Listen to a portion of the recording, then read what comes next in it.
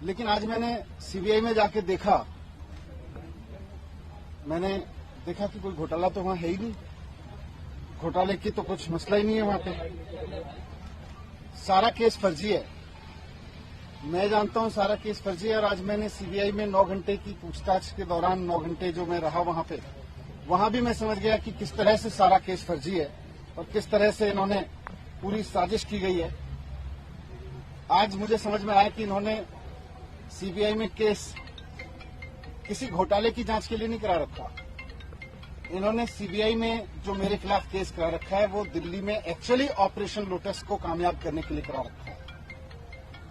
ये बात पहले भी मुझे बाहर से समझ में आ रही थी, लेकिन आज अंदर जाके सीबीआई के हेडक्वार्टर में 9 घंटे तक मेरे को और समझ में आई कि किस तरह से भारतीय जनता पार्टी सीबीआई जैसी एजेंसीज को अनकॉन्स्टिट्यूशनल तरीके से, असंवैधानिक तरीके से, गलत तरीके से दबाव बनाने के लिए यूज कर रही है।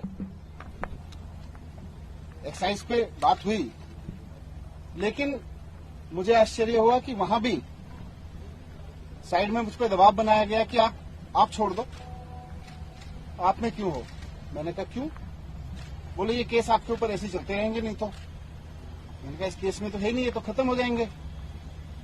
तो मुझे कहा गया कि साइड में कि सत्येंद्र जैन के पास कौन से केस हैं, सत्येंद्र जैन के ऊपर कौन से सच्चे केस हैं, वो भी चल रहे हैं। 6 महीने वो जेल रह सकते हैं तो 6 महीने आप भी रह सकते हो। तो मैंने कहा बीजेपी तो बहुत गंदी पार्टी है, मैं उसके लिए आप थोड़ी छोड़ सकता हूं। तो मुझे कहा गया कि नहीं देखो ये केस तो ऐसे ही चलते रहेंगे, दूसरा फायदा आपको वो लोग मुख्यमंत्री भी बनाएंगे फिर। तो मैंने कहा ये मुख्यमंत्री बनने के लिए थोड़ी आया हूं, मैं तो शिक्षा के लिए आया हूं। राजनीति में हम आना नहीं चाह रहे थे, हम तो शिक्षा के लिए आए हैं, ईमानदारी से काम करने के लिए आए हैं।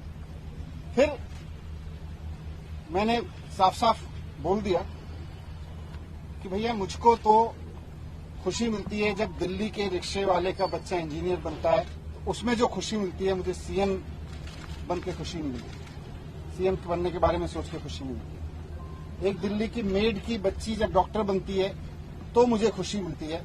मेरा जीवन शिक्षा को समर्पित है। मैं इस तरह के ऑपरेशन लोटस के किसी दबाव में नहीं आने वाला। इनको जो करना है करें। पूरा केस फर्जी है, कहीं दूर से दूर तक कोई सच्चाई नहीं है उसमें। कोई 1 करोड़ का, 1 रुपए का कहीं कोई घोटाला नहीं हुआ। ये बीजेपी वाले कहते रहे और दबाव बनाते रहे 10,000 करोड़ का घोटाला हुआ है, कोई घोटाला नहीं हुआ। आज मुझे वहां से भी समझ में आ गया।